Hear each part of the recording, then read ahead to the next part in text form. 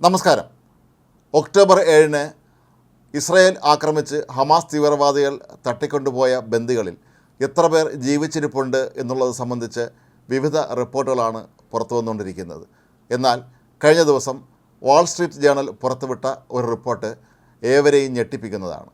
ഈ ബന്ദികളിൽ ഏതാണ്ട് 50ഓളം പേർ മാത്രമേ ഇപ്പോൾ ജീവിച്ചിരിപ്പുള്ളൂ എന്നാണ് ഈ മാധ്യമത്തിൻ്റെ റിപ്പോർട്ട് ചൂണ്ടിക്കാട്ടുന്നത്. ഇത് ഇസ്രായേലുകാരായ ബന്ധുക്കളെ സംബന്ധിച്ച് അങ്ങേയറ്റം വേദനാജനകമായ ഒരു വാർത്ത തന്നെയാണ്. തടവിൽ കഴിയുമ്പോൾ തന്നെ ഏതാണ്ട് 66ഓളം ബന്ദികൾ ഇതിനോടകം മരിച്ചു കഴിഞ്ഞിരിക്കുന്നു എന്നാണ് വാൾ സ്ട്രീറ്റ് ജേണൽ പറയുന്നത്. ഇവരെല്ലാവരെയും വധിച്ചതല്ല, പലരും രോഗബാധിതരായിരുന്നു. പിന്നെ പുതിയ സാഹചര്യങ്ങളിൽ ഒരുപക്ഷെ അവർക്ക് പിടിച്ചെടുക്കാൻ കഴിയാത്ത മാനസിക പ്രശ്നങ്ങളുണ്ടായിരിക്കാം. അങ്ങനെ 66ഓളം പേർ ഇതിനോടകം തന്നെ മരിച്ചു കഴിഞ്ഞിരിക്കുന്നു എന്നാണ് ഈ റിപ്പോർട്ട് സൂചിപ്പിക്കുന്നത്. എന്നാൽ നേരത്തെ ഇസ്രായേൽ പ്രതിരോധ മന്ത്രാലയം പുറത്തുവിട്ട കണക്കുകൾ അനുസരിച്ച് 41 ബന്ദികൾ ഇതിനോടകം മരിച്ചു കഴിഞ്ഞിരുന്നു എന്നാണ് പറഞ്ഞിരുന്നത്. എന്നാൽ അത് ശരിയല്ല എന്നാണ് ഇപ്പോൾ പുതിയ ഈ ഒരു റിപ്പോർട്ട് പറയുന്നത്. ഈ ബന്ദികളെ മോചിപ്പിക്കാനുള്ള ചർച്ചകൾ ഇപ്പോഴും തുടരുകയാണ്. ഈജിപ്തും ഖത്തറും എല്ലാം മുൻകൈയെടുത്ത് അമേരിക്കയുടെ കൂടി സഹായത്തോടു കൂടി ഇതിനെങ്ങനെയെങ്കിലും ഈ പ്രശ്നം പരിഹരിക്കാനുള്ള ശ്രമം നടക്കുന്നുണ്ട്. എന്നാൽ ഹമാസിൻ്റെ പിടിവാശിയാണ് ഇക്കാര്യത്തിൽ ഇനിയും ഒരു തീരുമാനമാകാത്തതിൻ്റെ പ്രധാന കാരണങ്ങളിലൊന്നായി ചൂണ്ടിക്കാട്ടപ്പെടുന്നത്. ഹമാസ് ആവശ്യപ്പെടുന്നത് സമ്പൂർണ്ണ വെടിനിർത്തലാണ്. തങ്ങൾ അവസാനത്തെ ബന്ദിയവരെ മോചിപ്പിക്കുന്നതുവരെ ഒരു കാരണവശാലും ഗാസ മുനമ്പിൽ നിന്ന് പിന്മാറില്ല എന്നാണ് കഴിഞ്ഞ ദിവസവും ഇസ്രായേൽ പ്രധാനമന്ത്രി ബെഞ്ചമിൻ നെതന്യാഹു പ്രഖ്യാപിച്ചിരുന്നത്. കാണാതായവരുടെ ബന്ധുക്കൾ പ്രധാനമന്ത്രി സന്ദർശിച്ചപ്പോഴായിരുന്നു അദ്ദേഹം ഈ ഒരു പ്രഖ്യാപനം നടത്തിയത്.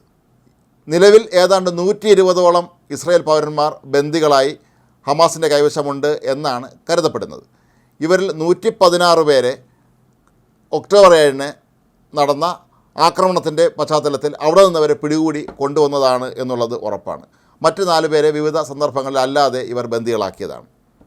മൊത്തം 251 പേരെയാണ് ഒക്ടോബർ 7-ന് ഇവർ ഇസ്രായേലിൽ നിന്ന് തട്ടിക്കൊണ്ടുവന്നത്. എന്നാൽ ഇവരിൽ 105ഓളം പേരെ കഴിഞ്ഞ വർഷം നവംബറിൽ താൽക്കാലിക വെടിനിർത്തൽ നിലവിൽ വന്ന സമയത്ത് പുറത്തുവിട്ടിരുന്നു. ഇവരെ അന്ന് പുറത്തുവിട്ടതിൽ കൂടുതലും വൃദ്ധരും ചെറിയ കുട്ടികളും അതുപോലെ സ്ത്രീകളുമായിരുന്നു. മറ്റ് 7 പേരെ ഇസ്രായേൽ തന്നെയാണ് രക്ഷപ്പെടുത്തിയത്. ഈ മാസം 8-നും ഗാസയിൽ നടത്തിയ ശക്തമായ ഏറ്റുമുട്ടലിനൊടുവിലാണ് ഏതാണ്ട് 7ഓളം ബന്ദികളെ ഇസ്രായേൽ മോചിപ്പിച്ചത്. ഇതിനോടകം ഏതാണ്ട് 19ഓളം ബന്ദികളുടെ മൃതദേഹങ്ങൾ കണ്ടെടുത്തിട്ടുണ്ട്. ഏതായാലും ഇതൊക്കെ സൂചിപ്പിക്കുന്നത് ഹമാസ് തീവ്രവാദികൾ തങ്ങൾ തട്ടിക്കൊണ്ടുപോയ ഇസ്രായേൽ പൗരന്മാരോട് എത്ര ക്രൂരമായിട്ടാണ് പെരുമാറിയത് എന്നാണ്. സ്ത്രീകൾ നിരന്തരമായി അവിടെ പീഡിപ്പിക്കപ്പെടുന്നതായും അവരെ അടിമപ്പണി ചെയ്യിക്കുന്നതായും കഴിഞ്ഞ ദിവസം പുറത്തെത്തിയ ഒരു ബന്ദി വെളിപ്പെടുത്തിയിരുന്നു. മാത്രവുമല്ല, തങ്ങൾക്ക് ഭക്ഷണം നിഷേധിക്കുകയും അതിക്രൂരമായി ദിവസവും മർദ്ദിക്കുന്ന പതിവുണ്ടായിരുന്നു എന്നൊക്കെയാണ് ഇവർ പറയുന്നത്. അപ്പോൾ ഒരുപക്ഷെ ഇതിൻ്റെ ഫലമായിട്ടായിരിക്കാം നിരവധി ബന്ദികൾ മരിച്ചത്. പ്രായമായവരും രോഗികളും കൊച്ചുകുട്ടികളും ഒക്കെ ഉൾപ്പെടുന്ന ഈ ഒരു സംഘത്തിൽ ഇവരുടെ ക്രൂരമായ പെരുമാറ്റം പലപ്പോഴും അസഹ്യമായിരുന്നു. പലപ്പോഴും ഇവരെ തുരങ്കങ്ങളിലാണ് താമസിപ്പിച്ചിരുന്നത്. തുരങ്കങ്ങൾക്കുള്ളിലാകട്ടെ ഇവരെ പരമാവധി ഉപദ്രവിക്കുന്ന രീതിയിലായിരുന്നു ഹമാസ് തീവ്രവാദികൾ പെരുമാറിയിരുന്നത്. അപ്പോൾ ഈ ഒരു സാഹചര്യത്തിൽ 50-ൽ താഴെ ഉള്ളവർ മാത്രമേ ഇപ്പോൾ ജീവിച്ചിരിപ്പുള്ളൂ എന്ന ഈ ഒരു വെളിപ്പെടുത്തൽ ശരിക്കും ലോകത്തെ തന്നെ ഞെട്ടിപ്പിക്കുന്നതാണ്. ഏതായാലും 50 പേർ മാത്രം ജീവിച്ചിരിപ്പുണ്ടെന്ന് പറയുമ്പോൾ ബാക്കിയുള്ളവർ ഒരുപക്ഷെ ഇവരുടെ ആക്രമണത്തിൽ കൊല്ലപ്പെട്ടവരായിരിക്കാം, അതല്ലെങ്കിൽ അവർക്ക് ഏതെങ്കിലും രോഗബാധ ഉണ്ടായി മരിച്ചവരായിരിക്കാം. ആവശ്യമായ വൈദ്യസഹായം കിട്ടാതെ തന്നെ ആയിരിക്കാം ഇവരിൽ പലരും മരിച്ചിട്ടുമുള്ളത്. അപ്പോൾ ഏതായാലും ഇസ്രായേലിനെ സംബന്ധിച്ച് ബാക്കിയുള്ള ഈ 50 താഴെ വരുന്ന ബന്ദികളെങ്കിലും മോചിപ്പിക്കുക എന്നുള്ളത് അവരുടെ പ്രധാന ലക്ഷ്യങ്ങളിലൊന്നാണ്.